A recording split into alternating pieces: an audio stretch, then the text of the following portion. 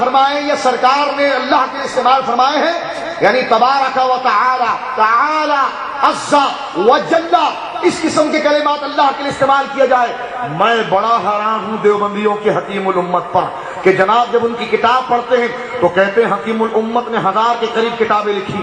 ہم نے کہا جس کو خدا کو مخاطب کرنے کا طریقہ نہ آتا ہو اس کو ہم مومن کس طرح کہہ سکتے ہیں، اس کو عالم کس طرح کہہ سکتے ہیں؟ ترجمہ قرآن مولوی اشرف علی کا اٹھا کر دیکھیے، جگہ جگہ پر اللہ میاں، اللہ میاں۔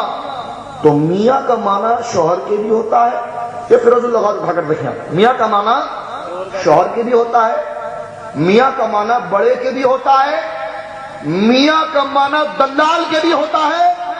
تو اگر کوئی شخص اللہ رب العزت کے لیے ایسے کلمات استعمال کرے جس ایک لفظ کے کئی معنی نکلتے ہو اور کئی معنی، مثلا ایک لفظ ہے اس کے 5 معنی نکلتے ہیں، 5 میں سے 4 تو اللہ کے شائع نشان ہے، ایک معنی اللہ کے شائع نشان نہیں، تو ایسا کلمہ رب العزت کے لیے استعمال کرنا حرام ہے۔ کیا ہے؟ حرام۔ تو میاں کے اگر 4 معنی بھی صحیح نکلتے ہو تو 2 معنی تو خراب نکلتے ہیں، 2 معنی تو خراب نکلتے ہیں۔ اللہ کو اللہ کہہ دینا جب تک آپ کی چھٹی نہیں ہوگی، جب تک آپ قابل، گویا کہ آپ کا دعویٰ قابل قبول نہیں ہوگا جب تک کہ آپ اپنی زندگی میں اس ذات کے ادب و احترام اور اس کی تقدیس کو ملحوظ خاطر نہیں رکھیں گے۔ سمجھ میں آ رہی ہے آپ کی بات؟ ایک بات اور، اسی طرح اللہ رب العزت کو ہر عیب، ہر نقص سے پاک جاننا، مثلاً یہ کہنا کہ وہ جھوٹ پر قادر ہے، امکان کذب کا عقیدہ رکھنا، جس طرح کی دیوبندیوں کی شیخ الحدیث مولوی رشید احمد گنگوہی صاحب نے فتاوی رشیدیہ میں لکھا، امکان کذب قدرت تحت باری تعالیٰ ہے، کیوں نہ ہو، ہوا علی کل شیء قدیر، یعنی جھوٹ کا امکان اللہ کی قدرت میں داخل ہے، کیوں نہ ہو، وہ تو سب چیز پر قادر ہے، وہ تو سب چیز پر قادر ہے۔ اس مسئلے کو غور سے سنیے، پہلے ہم الوہیت کے مسئلے سے چلتے ہیں تاکہ فرق واضح ہو جائے، الوہیت کے مسئلے پر چلتے ہیں۔ اب دیکھیے، اللہ رب العزت کو ایک کہنا قابل ضمانت نہیں، چھٹی نہیں ہو سکتی، کیونکہ منافقین کے بارے میں قرآن کہتا ہے وَمِنَ النَّاسِ مَن يَقُولُ آمَنَّا بِاللَّهِ، محبوب بہت سے لوگ ہیں جو کہتے ہیں ہم نے اللہ پر ایمان لایا، لیکن اللہ فرماتا ہے وَمَا هُمْ بِالْمُؤْمِنِينَ، مجھے اللہ کہنے کے باوجود وہ کافر ہیں، مجھے اللہ کہنے کے باوجود وہ کافر ہیں۔ کیوں؟ یہ ساری خباثتیں ہیں، یہ ساری خباثتیں ہیں، یہ سارے معاملات ہیں جس کی وجہ سے ان کی زبان میری وحدانیت کی تو گواہی دیتی ہے، ان کا دل میری تقدیس کی گواہی نہیں دیتا، ان کا دل میری پارسائی کی گواہی نہیں دیتا۔ اللہ اکبر، اللہ اکبر۔ سے 8 کے درمیان لکھتے ہیں کہ خلف بعید امکان کذب کی فرا ہے، نہیں سمجھے؟ مسئلہ یہ ہے، وہ کہتے ہیں اللہ اپنے وعدے کے خلاف جو کرے گا، وعید کے خلاف جو کرے گا، اپنے وعید کے خلاف جو کرے گا وہی جھوٹ کی ایک قسم ہے۔ مثلا کس طرح؟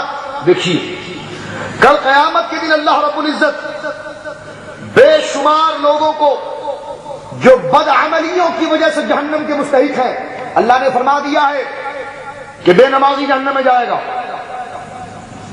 ٹھیک ہے، لیکن اللہ رب العزت بے شمار حدیث موجود ہے کہ اللہ کا فضل کا دریا جوش مارتا ہے، اور اللہ رب العزت اپنے فضل سے اس کی تمام سیاکاریوں کو معاف کر کے کسی ایک ادا پر اس کی قدرت راضی ہو جاتی ہے، اس کی بخشش کر دی جاتی ہے، اس کی بخشش کر دی جاتی ہے۔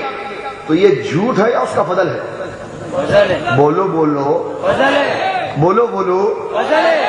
جھوٹ تو جب ہوتا کہ جب اللہ پر ہمارا کوئی حق چلتا کہ نماز پڑھی تو نے جنت دینی ہے، تو نے جنت دینی ہے، لیکن حق نہیں ہے، سب اس کا فضل ہے۔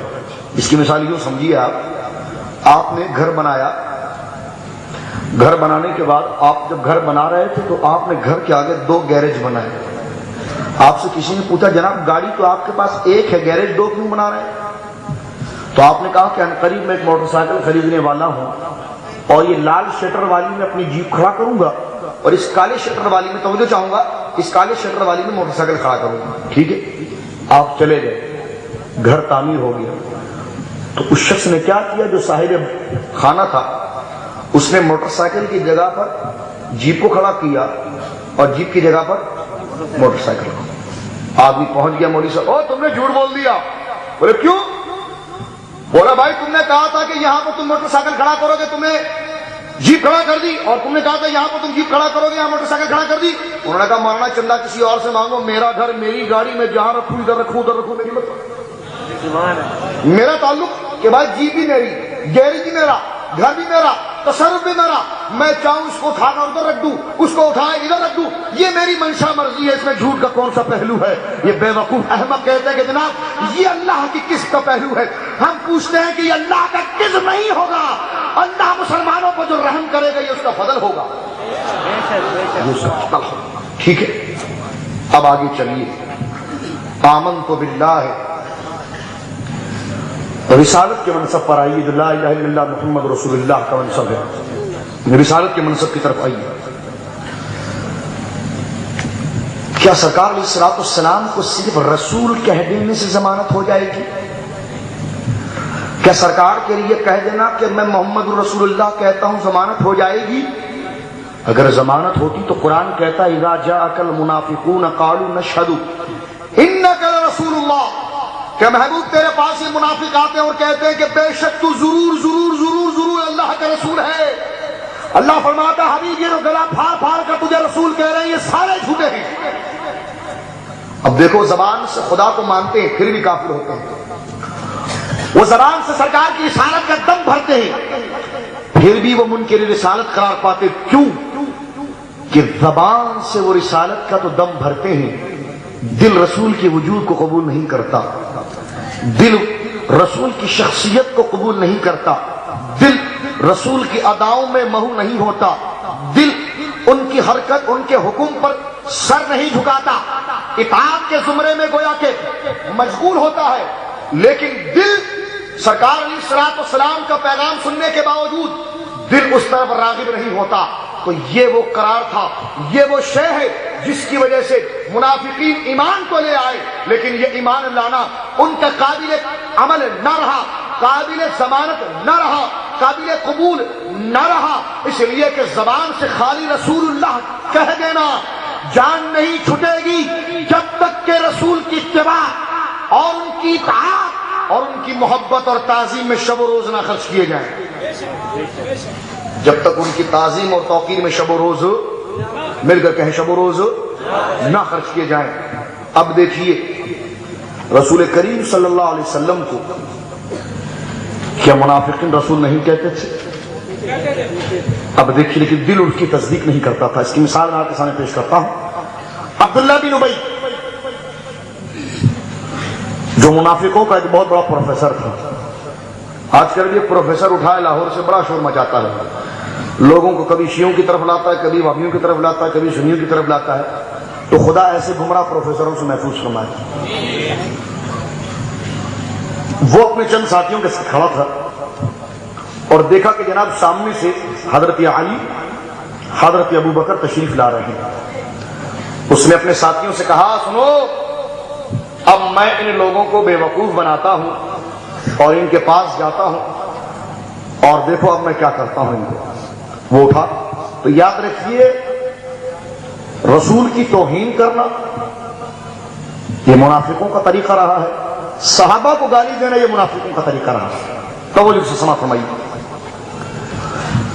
اب سیدنا صدیق اکبر جیسی آیا عبداللہ بن ابی پہنچا اور اس نے ہاتھ چوما.